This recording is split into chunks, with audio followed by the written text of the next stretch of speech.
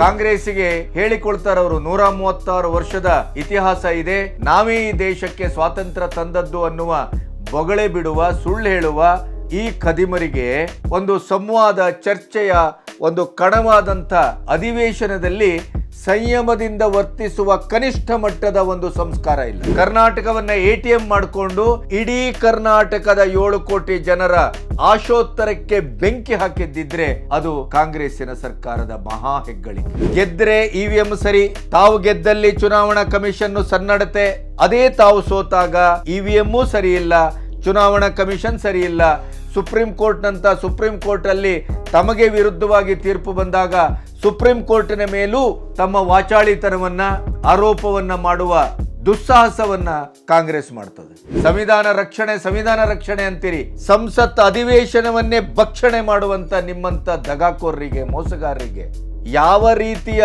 ಸಂವಿಧಾನಾತ್ಮಕವಾದಂತ ನಡೆ ಇದೆ ನಿಮ್ಮಲ್ಲಿ ತೋರಿಸಿ.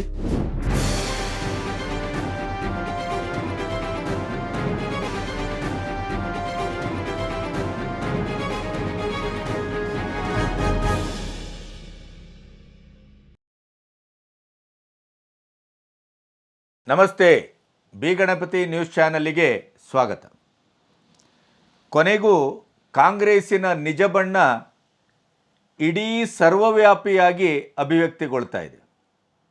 ಮೋದಿಯವರಿಗೆ ಏಕವಚನದಲ್ಲಿ ಬಾಯಿಗೆ ಬಂದ ಹಾಗೆ ಬೈಯುವಂಥದ್ದು, ಇಲ್ಲಿ ಬೀದಿ ವ್ಯಾಪಾರಿಗಳಿಗೆ, ಸಣ್ಣ ವ್ಯಾಪಾರಿಗಳೇ GST ಅಸ್ತ್ರವನ್ನು ಬಳಸಿ ಅದನ್ನು ಕೇಂದ್ರದ ಮೇಲೆ ಗೂಬೆ ಕೂರಿಸುವಂಥದ್ದು, ಸೋಲಾದಾಗೆಲ್ಲ EVM ಮತ್ತು ಎಲೆಕ್ಷನ್ ಕಮಿಷನ್ನ ಮೇಲೆ ನೇರವಾದ ಆರೋಪವನ್ನು ಮಾಡೋದು, ಆದರೆ ಅದಕ್ಕೆ ಯಾವುದೇ ಸಾಕ್ಷ್ಯವನ್ನು ಕೊಡದೆ ಸುಪ್ರೀಂ ಕೋರ್ಟ್ನಿಂದ ಚೀಮಾರಿ ಹಾಕಿಸ್ಕೊಳ್ಳುವಂಥದ್ದು. ಈಗಾಗಲೇ ಕರ್ನಾಟಕದಲ್ಲಿ ಲೋಕಸಭಾ ಚುನಾವಣೆಯ ಸಂದರ್ಭದಲ್ಲಿ ಮತಗಟ್ಟೆಗಳಲ್ಲಿ ಬಹಳ ದೊಡ್ಡ ಅಕ್ರಮ ನಡೆದಿದೆ ಅನ್ನುವ ಮೂಲಕ ಎಲೆಕ್ಷನ್ ಕಮಿಷನ್ನನ್ನೇ ತಪ್ಪಿತಸ್ಥ ಮತ್ತು ಅಪರಾಧಿ ಸ್ಥಾನದಲ್ಲಿ ನಿಲ್ಲಿಸಿದಂಥ ರಾಹುಲ್ ಗಾಂಧಿಗೆ ಎಲೆಕ್ಷನ್ ಕಮಿಷನ್ ಬಹಳ ಅದ್ಭುತವಾದಂಥ ಮರ್ಮಾಘಾತವನ್ನು ನೀಡಿದೆ ಮತ್ತು ನೀಡುವ ಎಲ್ಲ ತಯಾರಿಯನ್ನು ಮಾಡಿಕೊಂಡಿದೆ. ಇದರ ಮಧ್ಯೆ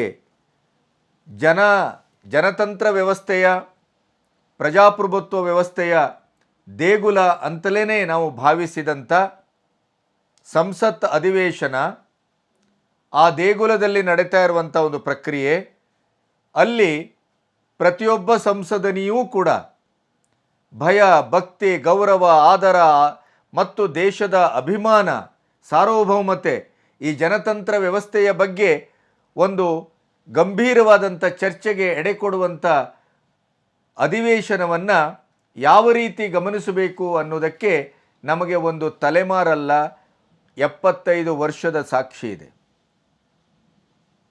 ಕಾಂಗ್ರೆಸ್ಸಿಗೆ ಹೇಳಿಕೊಳ್ತಾರವರು 136 ವರ್ಷದ ಇತಿಹಾಸ ಇದೆ, ನಾವೇ ಈ ದೇಶಕ್ಕೆ ಸ್ವಾತಂತ್ರ್ಯ ತಂದದ್ದು ಅನ್ನುವ ಬೊಗಳೆ ಬಿಡುವ, ಸುಳ್ಳು ಹೇಳುವ, ಪ್ರತಿಸೃಷ್ಟಿ ಮಾಡಿ ಮೂಲ ಇತಿಹಾಸವನ್ನು ತಿರುಚುವ ಈ ಖದೀಮರಿಗೆ ಒಂದು ಜನರ ಆಶೋತ್ತರಗಳ ಅಥವಾ ಈ ದೇಶದ ಒಟ್ಟು ಅಭಿವೃದ್ಧಿಯ ಪ್ರಕ್ರಿಯೆಯ ಒಂದು ಸಂವಾದ, ಚರ್ಚೆಯ ಒಂದು ಕಣವಾದಂಥ ಅಧಿವೇಶನದಲ್ಲಿ ಸಂಯಮದಿಂದ ವರ್ತಿಸುವ ಕನಿಷ್ಠ ಮಟ್ಟದ ಒಂದು ಸಂಸ್ಕಾರ ಇಲ್ಲ. ಇಡೀ ಅಧಿವೇಶನವನ್ನು ಒಂದು ಮಕ್ಕಳಾಟಿಕೆಯಿಂದ, ಬೀದಿ ಜಗಳದ ರೀತಿಯಲ್ಲಿ, ಅದನ್ನು ರಂಪ ರಾಮಾಯಣಕ್ಕೆ, ರೌಡಿಸಮ್ಗೆ ದೂಡುವಂಥ ಒಂದು ನಿಕೃಷ್ಟ ಸಂಸ್ಕೃತಿಯನ್ನು ರಾಹುಲ್ ಗಾಂಧಿಯ ನೇತೃತ್ವದಲ್ಲಿ ಮತ್ತು ಹಿರಿಯ ರಾಜಕಾರಣಿ ಆದರೂ ಕೂಡ ರಾಹುಲ್ ಗಾಂಧಿಯವರನ್ನು ಮೀರಿಸುವ ರೀತಿಯಲ್ಲಿ ಇವತ್ತು ರಾಜ್ಯಸಭೆಯಲ್ಲಿ ವರ್ತಿಸುವಂಥ ಮಲ್ಲಿಕಾರ್ಜುನ್ ಖರ್ಗೆ ಅವರ ನೇತೃತ್ವದಲ್ಲಿ ಕಾಂಗ್ರೆಸ್ಸಿನ ಇಡೀದಾದಂಥ ಷಡ್ಯಂತ್ರ, ಜೊತೆಗೆ ಆ ಕಾಂಗ್ರೆಸ್ಸಿಗೆ ಅಧಿಕಾರರಹಿತವಾಗಿ, ಅಧಿಕಾರ ಇಲ್ಲದೇ ಹೇಗೆ ಈ ದೇಶದಲ್ಲಿ ಬಾಳಲಿಕ್ಕೆ ಅಸಾಧ್ಯ ಅನ್ನುವಂಥ ಆತ್ಯಂತಿಕ ಸತ್ಯವನ್ನು ಹೊರಹಾಕ್ತಾ ಇದೆ. ಅವರು ಯಾವ್ಯಾವ ಮಾರ್ಗದಲ್ಲಿ ಬರ್ತಾರೆ ಅಂತಂದರೆ, ಧನಕರ್ ಅಂತ ಸಭಾಪತಿಯನ್ನು ಕೂಡ ಎಲ್ಲೋ ಒಂದು ಕಡೆ ಪಾಕೆಟ್ ಮಾಡುವ, ಅವರನ್ನು ಹಿಂಬಾಗಿಲಿನಿಂದ ಯಾವ್ಯಾವುದೋ ಆಮಿಷಗಳಿಗೆ ಖರೀದಿಸುವ, ಆ ಮೂಲಕ ಮೋದಿ ಗೌರ್ಮೆಂಟಿಗೆ, NDA ಗೌರ್ಮೆಂಟಿಗೆ ಒಳ ಆಘಾತವನ್ನು ಕೊಡುವ ಆ ಎಲ್ಲ ಕೃತ್ರಿಮತೆಯನ್ನು ಅವರು ಮೈಗೂಡಿಸ್ಕೊಂಡಿದ್ದಾರೆ. ಅವರಿಗೆ ನೇರ ಮಾರ್ಗ ಈಗಂತೂ ನೆನಪೇ ಇಲ್ಲ. ವಾಮ ಮಾರ್ಗ ಮಾತ್ರ ನೆನಪಿರುವಂಥದ್ದು, ಷಡ್ಯಂತ್ರದ ಮಾರ್ಗ ಮಾತ್ರ ನೆನಪಿರುವಂಥದ್ದು. ದೇಶದ ಒಳಗಿನ ಮತ್ತು ದೇಶದ ಹೊರಗಿನ ದೇಶದ್ರೋಹಿ ಶಕ್ತಿಗಳೊಟ್ಟಿಗೆ, ಭಯೋತ್ಪಾದಕರೊಟ್ಟಿಗೆ ಒಂದು ಅನುಸಂಧಾನದ ಮಾರ್ಗವನ್ನು, ಗೌಪ್ಯದ ಮಾರ್ಗವನ್ನು ಶೋಧಿಸಿ ಆ ಮೂಲಕ ಮೋದಿಯವರನ್ನು ಕೆಳಗಿಳಿಸುವ ಅಥವಾ NDA ಸರ್ಕಾರವನ್ನು ನಿರ್ನಾಮಗೊಳಿಸುವ ಹಿಂಬಾಗಿಲಿನ ಸರ್ಕಸ್ಸಲ್ಲೇ ಆಯುಷ್ಯ ಪೂರ್ತಿ ಕಳೀತಾ ಇದೆ ಕಾಂಗ್ರೆಸ್ಸು. ಅದಕ್ಕೆ ರಚನಾತ್ಮಕವಾದ ದಾರಿ ಬೇಡ. ಚುನಾವಣೆಯನ್ನು ಅತ್ಯಂತ ಗಂಭೀರವಾಗಿ ಮತ್ತು ತನ್ನದೇ ಆದಂಥ ಒಂದು ನೀಲ ನಕ್ಷೆಯ ಮೂಲಕ ಮೋದಿಯವರು 11 ವರ್ಷದಲ್ಲಿ ಇಂಥದ್ದನ್ನು ಕೊಟ್ಟರೆ ನಾವು ಮುಂದಿನ 5 ವರ್ಷದಲ್ಲಿ ನಾವು ಈ ರೀತಿಯ ಬದಲಾವಣೆಯನ್ನು ಕೊಡ್ತೇವೆ ಅನ್ನುವಂಥ ಯಾವುದೇ ರೀತಿಯ ಆಲೋಚನೆಯೂ ಇಲ್ಲ, ಸದ್ಭಾವನೆ ಇಲ್ಲ. ದೇಶದ ಬಗ್ಗೆ ಒಂದು ರಚನಾತ್ಮಕವಾದಂಥ ಭವಿಷ್ಯದ ಆಲೋಚನೆ ಇಲ್ಲ. ಎಲ್ಲೆಲ್ಲಿಂದ ದುಡ್ಡು ಹೊಡೆಯಲಿಕ್ಕಾಗತ್ತೆ? ಕರ್ನಾಟಕವನ್ನು ATM ಮಾಡಿಕೊಂಡು ಇಡೀ ಕರ್ನಾಟಕದ 7 ಕೋಟಿ ಜನರ ಆಶೋತ್ತರಕ್ಕೆ ಬೆಂಕಿ ಹಾಕಿದ್ದಿದ್ರೆ ಅದು ಕಾಂಗ್ರೆಸ್ಸಿನ ಸರ್ಕಾರದ ಮಹಾ ಹೆಗ್ಗಳಿಕೆ. ಇನ್ನು ದೇಶದ ಯಾವುದೇ ರಾಜ್ಯದಲ್ಲಿ ಚುನಾವಣೆ ನಡೆಯಲಿ, ಇಲ್ಲಿಂದ ಮೂಟೆ ಮೂಟೆ ಹಣ ಕರ್ನಾಟಕದಿಂದ ಹೋಗಬೇಕು. ಕರ್ನಾಟಕದ ಮಹಾನ್ ನಾಯಕರಿಗೆ ಟಾರ್ಗೆಟ್ ಕೊಡ್ತಾರೆ ಹೈಕಮಾಂಡ್ನವರು. ಈಗ ಬಿಹಾರದ ಚುನಾವಣೆಯ ಸಂದರ್ಭದಲ್ಲಿ ಇಲ್ಲಿಂದ ಯಾವ್ಯಾವ ರೂಪದಲ್ಲಿ ಹಣ ಹೋಗ್ತಾ ಇದೆ ಅನ್ನೋದು ಮಾಧ್ಯಮಗಳ ಮೂಲಕ ನೀವು ನೋಡಿದ್ದೀರಿ ಅಂತ ಭಾವಿಸ್ತೇನೆ. ಅಂದರೆ ಸಂಸ್ಕಾರ ರಹಿತವಾದಂಥ, ಕಲ್ಚರ್ ಅಲ್ಲದೆ ಇದ್ದಂಥ ಒಂದು ಹೊಸ ಕಲ್ಚರನ್ನು ಈ ಕಾಂಗ್ರೆಸ್ ಪಕ್ಷ ಹೊಸ ತಲೆಮಾರಿಗೆ ಬಳುವಳಿಯಾಗಿ ಕೊಡ್ತಾ ಇದೆ. ಅದನ್ನೇ ಓಂ ಬಿರ್ಲಾ ಅವರು ಅಧಿವೇಶನದಲ್ಲಿ ಹೇಳಿದರು, ಸಂಸತ್ತಿನ ಅಧಿವೇಶನದಲ್ಲಿ, ವೇಣುಗೋಪಾಲ್ ಅವರೇ, ಹೊಸ ತಲೆಮಾರಿಗೆ ಯಾವ ಕೊಡುಗೆಯನ್ನು ಕೊಡ್ತಾ ಇದ್ದೀರಿ? ಯಾವ ಅಸ್ತ್ರವನ್ನು ಕೊಡ್ತಾ ಇದ್ದೀರಿ? ನಿಮಗೆ ಕಾಂಗ್ರೆಸ್ಸಿನ ಇತಿಹಾಸದ ಚಹರೆಯಾದರೂ ಗೊತ್ತಿದೆಯಾ? ಇವತ್ತು ನೀವು ಈ ಪ್ಲೇ ಕಾರ್ಡು, ಈ ಗುಂಪುಗಾರಿಕೆ, ಈ ಘೋಷಣೆ, ಜನರ ದುಡ್ಡು ನಿಮಿಷ ನಿಮಿಷಕ್ಕೆ ಇಲ್ಲಿ ಪೋಲಾಗ್ತಾ ಇದೆ. ಒಂದು ಅಧಿವೇಶನ ನಡೆಸುವಾಗ ಜನರ ತೆರಿಗೆಯ ಹಣ ಯಾವ ಮಟ್ಟದಲ್ಲಿ ಖರ್ಚಾಗ್ತದೆ ಅನ್ನುವ ಒಂದು ಸಣ್ಣ ಕಲ್ಪನೆ ಆದರೂ ನಿಮಗಿದೆಯಾ? ಎಂಥ ಕೆಟ್ಟ ಪರಂಪರೆಗೆ, ಎಂಥ ದುರಂತದ ಪರಂಪರೆಗೆ ನೀವು ಅಡಿಗಲ್ಲನ್ನು ಇಡ್ತಾ ಇದ್ದೀರಿ. ಒಂದು ಒಳ್ಳೆಯ ಚರ್ಚೆ ಮಾಡಿ, ಒಂದು ಸಂವಾದ ಮಾಡಿ, ಇಡೀ ಆಪರೇಷನ್ ಸಿಂಧೂರ್ ಮತ್ತು ಪಹಲ್ಗಾಮಿನ ಬಗ್ಗೆ ಮುಕ್ತವಾದ ಚರ್ಚೆಗೆ ಸರ್ಕಾರ ಸಿದ್ಧವಿದೆ. ಅದು ಬಿಟ್ಟು ಇಡೀ ದಿನ ಗದ್ದಲ ಮಾಡ್ತೀರಿ, ಇಡೀ ದಿನ ಸಂಸತ್ತಿಗೆ ಅಡೆಗೋಡೆಯನ್ನಾಗಿ ನಿಲ್ತೀರಿ. ಒಂದು ಸಂಸತ್ ಅಧಿವೇಶನವನ್ನು ಇಡೀ ಪ್ರಪಂಚ ಗಮನಿಸ್ತಾ ಇದೆ, ದೇಶ ಗಮನಿಸ್ತಾ ಇದೆ, ಭಾರತದ ಮಾನ ಹರಾಜಾಗ್ತಾ ಇದೆ. ನಿಮಗೇನಾದರೂ ಇದರ ಬಗ್ಗೆ ಕಿಂಚಿತ್ತು ಕಾಳಜಿ ಇದೆಯಾ ಅನ್ನುವಂಥ ಮಾತನ್ನು ಅತ್ಯಂತ ನೋವಿನಿಂದ ಹೇಳಿದರು. ಗೆದ್ದರೆ EVM ಸರಿ, ತಾವು ಗೆದ್ದಲ್ಲಿ ಚುನಾವಣಾ ಕಮಿಷನ್ನು ಸನ್ನಡತೆ, ಅದೇ ತಾವು ಸೋತಾಗ EVM ಸರಿ ಇಲ್ಲ, ಚುನಾವಣಾ ಕಮಿಷನ್ ಸರಿ ಇಲ್ಲ, ಸುಪ್ರೀಂ ಕೋರ್ಟಲ್ಲಿ ತಮಗೆ ವಿರುದ್ಧವಾಗಿ ತೀರ್ಪು ಬಂದಾಗ ಸುಪ್ರೀಂ ಕೋರ್ಟಿನ ಮೇಲೂ ತಮ್ಮ ವಾಚಾಳಿತನವನ್ನು, ಆರೋಪವನ್ನು ಮಾಡುವ ದುಸ್ಸಾಹಸವನ್ನು ಕಾಂಗ್ರೆಸ್ ಮಾಡ್ತದೆ. ಕಾಂಗ್ರೆಸ್ಸಿಗೆ ಜನತಂತ್ರ ವ್ಯವಸ್ಥೆಯಲ್ಲಿ ನಂಬಿಕೆ ಇಲ್ಲ, ಕಾಂಗ್ರೆಸ್ಸಿಗೆ ಪ್ರಜಾಪ್ರಭುತ್ವದಲ್ಲಿ ನಂಬಿಕೆ ಇಲ್ಲ, ಕಾಂಗ್ರೆಸ್ಸಿಗೆ ಸರ್ವಾಧಿಕಾರದಲ್ಲಿ ನಂಬಿಕೆ. ಅದೇ ಕಾರಣಕ್ಕಾಗಿಯೇ ಇಂದಿರಾ ಗಾಂಧಿಯವರು ಈ ದೇಶಕ್ಕೆ ಎಮರ್ಜೆನ್ಸಿಯನ್ನು ಹೇರಿದ್ದು. ಸಂವಿಧಾನ ರಕ್ಷಣೆ ಅಂತೀರಿ, ಸಂಸತ್ ಅಧಿವೇಶನವನ್ನೇ ಭಕ್ಷಣೆ ಮಾಡುವಂಥ ನಿಮ್ಮಂಥ ದಗಾಕೋರರಿಗೆ, ಮೋಸಗಾರರಿಗೆ ಯಾವ ರೀತಿಯ ಸಂವಿಧಾನಾತ್ಮಕವಾದಂಥ ನಡೆ ಇದೆ ನಿಮ್ಮಲ್ಲಿ ತೋರಿಸಿ.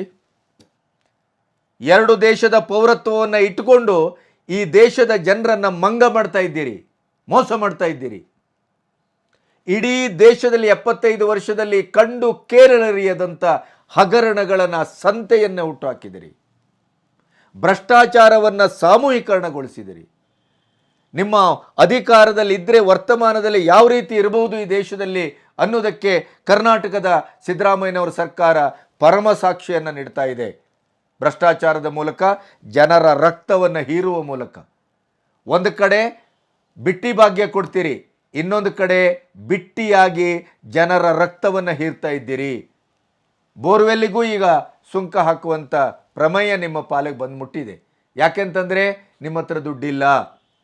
ಬಿಟ್ಟಿ ಭಾಗ್ಯವನ್ನು ಕೊಡ್ಲಿಕ್ಕೆ ಹೋಗಿ ಇಡೀ ಕರ್ನಾಟಕದ ಮಾನವನ್ನು ಹರಾಜಾಕಿದ್ದೀರಿ.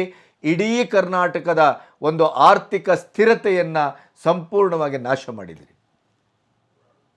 ಸಂಸತ್ ಅಧಿವೇಶನದಲ್ಲಿ ಗೂಂಡಾಗಿರಿ ಮಾಡ್ತೀರಿ, ಗದ್ದಲ ಮಾಡ್ತೀರಿ. ಪ್ರತಿ ಒಂದು ನಿಮಿಷಕ್ಕೂ ಅಲ್ಲಿ ಅಡೆತಡೆಯನ್ನು ಒಡ್ಡುವಂಥ ಅಸಂಸ್ಕೃತವಾದಂಥ ಒಂದು ಕೆಟ್ಟ ಸಂಸ್ಕಾರವನ್ನು ಪ್ರದರ್ಶನ ಮಾಡ್ತಾ ಇದ್ದೀರಿ. ಓಂ ಬಿರ್ಲಾ ಅವರು ಅದನ್ನೇ ಹೇಳಿದ್ದು. ನಿಮ್ಮ ಇಡೀ ಕಾಂಗ್ರೆಸ್ ಇತಿಹಾಸವನ್ನು ಒಮ್ಮೆ ಹಿಂತಿರುಗಿ ನೋಡಿ. ಒಂದು ಭವ್ಯವಾದಂಥ ಇತಿಹಾಸ ಇದೆ. ಅದಕ್ಕೆ ಮಣ್ಣು ಬಡಿತಾ ಇದ್ದೀರಿ, ಅದಕ್ಕೆ ಮಸಿ ಬಳಿತಾ ಇದ್ದೀರಿ. ಹೊಸ ತಲೆಮಾರಿಗೆ ಒಂದು ಕೆಟ್ಟ ಪರಂಪರೆಯ ಸಾಕ್ಷಿ ಸ್ವರೂಪವನ್ನು ಎದುರಿಡ್ತಾ ಇದ್ದೀರಿ ಅನ್ನುವಂಥ ಮಾತಾಡಿದರು. ನಾಚಿಕೆ ಇಲ್ಲ, ಮಾನ ಇಲ್ಲ, ಮರ್ಯಾದೆ ಇಲ್ಲ. ಸಂವಿಧಾನವನ್ನು ಕೈಲಿ ಹಿಡ್ಕೊಳ್ತಾರೆ, ಅಸಂವಿಧಾನಿಕವಾಗಿ ನಡೆತಾರೆ. ಪ್ರಜಾಪ್ರಭುತ್ವ ಜನತಂತ್ರ ವ್ಯವಸ್ಥೆಯ ಬಗ್ಗೆ ಮಾತಾಡ್ತಾರೆ. ಪ್ರಜಾಪ್ರಭುತ್ವ ಮತ್ತು ಜನತಂತ್ರ ವ್ಯವಸ್ಥೆಯ ಕಗ್ಗೊಲೆಗೆ ಇವರೇ ಕಾರಣರಾಗ್ತಾರೆ. ಸಂಸತ್ತಿನ ಬಗ್ಗೆ, ಸಂಸತ್ತಿನ ಅಧಿವೇಶನದ ಬಗ್ಗೆ ಹೊರಗಡೆ ಮಾತಾಡ್ತಾರೆ. ಸಂಸತ್ತನ್ನು ಒಂದು ಕೆಟ್ಟ ಮಾರ್ಕೆಟಿನ ಗೂಂಡಾಗಿರಿ ಥರ ಅದನ್ನು ಮಾರ್ಪಡಿಸ್ತಾರೆ. ಓಂ ಬಿರ್ಲಾ ಅವರ ಆ ನೋವಿನ ನುಡಿ ಆ ಇಡೀ ದೇಶವನ್ನು ಒಂದು ಪ್ರಾತಿನಿಧಿಕವಾಗಿ ಇಟ್ಟುಕೊಂಡು ಅವರು ಕಾಂಗ್ರೆಸ್ಸಿಗೆ ಮಾಡಿದ ಸಂಸ್ಕಾರದ ಪಾಠ. ಆದರೂ ಕೂಡ ಇವರಿಗೆ ಮಾನ ಇಲ್ಲ, ಮರ್ಯಾದೆ ಇಲ್ಲ, ನಾಚಿಕೆ ಇಲ್ಲ. ಇಡೀ ಜನ ಇದನ್ನು ಗಮನಿಸಬೇಕು. ಭಾರತೀಯ ಜನ ಇದನ್ನು ಸೂಕ್ಷ್ಮವಾಗಿ ಗಮನಿಸ್ತಾ ಇದ್ದಾರೆ. ಅದಕ್ಕಾಗಿಯೇ ಇಡೀ ದೇಶದಲ್ಲಿ ಕಾಂಗ್ರೆಸ್ಸಿನ ನಿರ್ನಾಮ ಮಾಡಲಿಕ್ಕೆ ಜನಸಂಕಲ್ಪ ಆಗಿದೆ. ಯಾಕೆಂತಂದರೆ ಇವರಿಗೆ ಅಧಿಕಾರ ಬೇಕಾಗಿರೋದು ದೇಶವನ್ನು ದೋಚಲಿಕ್ಕೆ. ಇವರಿಗೆ ಅಧಿಕಾರ ಬೇಕಾಗಿರೋದು ಇವರ ಐಷಾರಾಮಿ ಜೀವನವನ್ನು ನಡೆಸಲಿಕ್ಕೆ. ಇವರಿಗೆ ಅಧಿಕಾರ ಬೇಕಾಗಿರೋದು ದೇಶದ ಒಳಗಿನ ಹೊರಗಿನ ದುಷ್ಟ ಶಕ್ತಿಗಳಿಗೆ ದೇಶವನ್ನು ಮಾರಲಿಕ್ಕೆ. ಅಭಿವೃದ್ಧಿ ಕಣ್ಣಿಗೆ ರಾಚುವಾಗಿ ಇಡೀ ಪ್ರಪಂಚಕ್ಕೆ ಕಾಣ್ತಾ ಇದೆ, ಈ ದುಷ್ಟಕೂಟಕ್ಕೆ ಕಾಣ್ತಾ ಇಲ್ಲ. ಇಡೀ ಪೆಹಲ್ಗಾಮ್ ಮತ್ತು ಆಪರೇಷನ್ ಸಿಂಧೂರ್ನ ಪೆಹಲ್ಗಾಮನ ಘಟನೆಗೆ ಪ್ರತಿರೂಪವಾಗಿ, ಪ್ರತಿಸ್ಪಂದಿಯಾಗಿ, ಪ್ರತಿಕ್ರಿಯಾತ್ಮಕವಾಗಿ, ಪ್ರತಿಕಾರದ ರೂಪದಲ್ಲಿ ಆಪರೇಷನ್ ಸಿಂಧೂರವನ್ನು ಕಟ್ಟಿ ಇಡೀ ಪ್ರಪಂಚಕ್ಕೆ ಬಲಾಢ್ಯ ಭಾರತದ, ನವಭಾರತದ ಶಕ್ತಿಯನ್ನು ತೋರಿಸಿದರೆ ಅದನ್ನು ಕೂಡ ಸಹಿಸಲಾರದೆ ಅದಕ್ಕೂ ಮಸಿ ಬಳಿಯುವ, ಪರ್ಯಾಯವಾಗಿ ಸೈನ್ಯದ ಆತ್ಮಬಲವನ್ನು ಕುಗ್ಗಿಸುವ ಕೆಲಸವನ್ನು ಕಾಂಗ್ರೆಸ್ ಮಾಡ್ತಾ ಇದೆ. ಕಾಂಗ್ರೆಸ್ಸು ಇದು ಈಗ ಮಾಡ್ತಾ ಇದ್ದದ್ದಲ್ಲ, ಇದು ನೆಹರುವಿಂದ ಬಂದಿದೆ. ಇಡೀ ನಮ್ಮ ಸೈನ್ಯದ ಶಕ್ತಿಯನ್ನು ನಮ್ಮ ದೇಶ ವಿರೋಧಿ ಬಣಗಳಿಗೆ ಬಾಯಿಗೆ ಆಹಾರವಾಗಿಸಿದ್ದು ಈ ದೇಶದ ಪ್ರಥಮ ಪ್ರಧಾನಿ ನೆಹರು. ಎಲ್ಲರಿಗೂ ನೆನಪಿದೆ ಅದು. ನಮ್ಮ ಇಡೀ ಸೈನ್ಯದ ಶಕ್ತಿಯನ್ನು ಕುಂದಿಸಿದ್ದು ಯಾರಾದರೂ ಇದ್ದರೆ ಅದು ನೆಹರು. ಹಾಗಾಗಿ ಅವರಿಗೆ ಇದು ಹೊಸತಲ್ಲ, ಇವರ DNA ಸಮಸ್ಯೆ, ಅದು ಸಂಸ್ಕಾರದ ಸಮಸ್ಯೆ. ಇವತ್ತು ಸಂಸತ್ ಅಧಿವೇಶನವನ್ನು ಕೂಡ ಸಂಪೂರ್ಣವಾಗಿ ಕುಲುಗೆಡಿಸಿ ಜನರ ಹಣವನ್ನು ಪೋಲು ಮಾಡಿ ಒಂದು ಸರಿಯಾದ ದಿಕ್ಕಿನಲ್ಲಿ ದೇಶ ಸಾಗ್ತಾ ಇರುವಾಗ ಅದನ್ನೂ ಕೂಡ ನಾಶ ಮಾಡುವಂಥ ಈ ದೇಶದ್ರೋಹಿಗಳನ್ನು ದಯವಿಟ್ಟು ಕ್ಷಮಿಸಬೇಡಿ. ಇವರಿಗೆ ಹಂತ ಹಂತದಲ್ಲಿ ಶಿಕ್ಷೆಯನ್ನು ಕೊಡಬೇಕು. ಹಂತ ಹಂತದಲ್ಲಿ ಇವರನ್ನು ಕಿತ್ತು ಬಿಸಾಡಬೇಕು. ಇಲ್ಲದೇ ಇದ್ದರೆ ಈ ದೇಶಕ್ಕೆ ಅಂಟಿದ ಅರ್ಬುದ ಇದು ಇಡೀ ದೇಶವನ್ನು ನಾಶಗೊಳಿಸುವಂಥ ಒಂದು ಮಹಾರೋಗ ಇದು. ಇದನ್ನು ನಾವು ತಡೆಗಟ್ಟದೇ ಇದ್ದರೆ, ಇದನ್ನು ನಾವು ಹೊರಗಟ್ಟದೇ ಇದ್ದರೆ, ಇದನ್ನು ನಾವು ನಿರ್ವಂಶಗೊಳಿಸದೇ ಇದ್ದರೆ ಈ ದೇಶಕ್ಕೆ ಭವಿಷ್ಯ ಇಲ್ಲ. ಇವರು ಯಾವತ್ತೂ ಬದಲಾಗುವುದಿಲ್ಲ. ಇವರು ಇರುವುದೇ ಹೀಗೆ ಅಲ್ಲ, ಇದಕ್ಕಿಂತ ಇನ್ನೂ ವಿಕಾರವಾಗಿ ಈ ದೇಶದಲ್ಲಿ ಕಾಣಿಸ್ಕೊಳ್ತದೆ ಈ ಸಂತತಿ. ಹಾಗಾಗಿ ಈ ಅಧಿವೇಶನದಲ್ಲಿ ಅವರು ನಡ್ಕೊಳ್ತಾ ಇರುವ ರೀತಿಯನ್ನು ಗಮನಿಸಿದರೆ ಇಡೀ ದೇಶ ತನಗೆ ಬೇಕಾದಂಥ ದೇಶೋದ್ಧಾರಕ ನಾಯಕ ಯಾರು, ದೇಶಕ್ಕಾಗಿ ಶ್ರಮಿಸುವ ಪಕ್ಷ ಯಾವುದು, ದೇಶದ ಪ್ರಾಚೀನ ಸಂಸ್ಕೃತಿ ಮತ್ತು ದೇಶದ ಅಸ್ಮಿತೆಯನ್ನು ರಕ್ಷಿಸಲಿಕ್ಕೆ ಟೊಂಕ ಕಟ್ಟಿದವರು ಯಾರು, ಅದರ ಇಡೀದಾಗಿ ದೇಶದ ಒಳಗಿನ ಮತ್ತು ದೇಶದ ಹೊರಗಿನ ವಿದ್ರೋಹಿ ಶಕ್ತಿಗಳೊಟ್ಟಿಗೆ ಸೇರಿ ಈ ದೇಶವನ್ನು ಮುಗಿಸಲಿಕ್ಕೆ ಹೊರಟಂಥ ವೋಟ್ ಬ್ಯಾಂಕ್ ರಾಜಕಾರಣವೇ ನಮ್ಮ ಆತ್ಮಪ್ರಜ್ಞೆ, ನಮ್ಮ ಪಕ್ಷದ ಪ್ರಣಾಳಿಕೆ ಅನ್ನುವ ರೀತಿಯಲ್ಲಿ ಹೊರಟಂಥ ದುಷ್ಟ ಪಕ್ಷ ಯಾವುದು ಅನ್ನೋದನ್ನು ಈಗಾದರೂ ಅರ್ಥ ಮಾಡಿಕೊಳ್ಳದೆ ಇದ್ದರೆ ಈ ದೇಶಕ್ಕೆ ಭವಿಷ್ಯ ಇಲ್ಲ. ನಮಸ್ತೆ.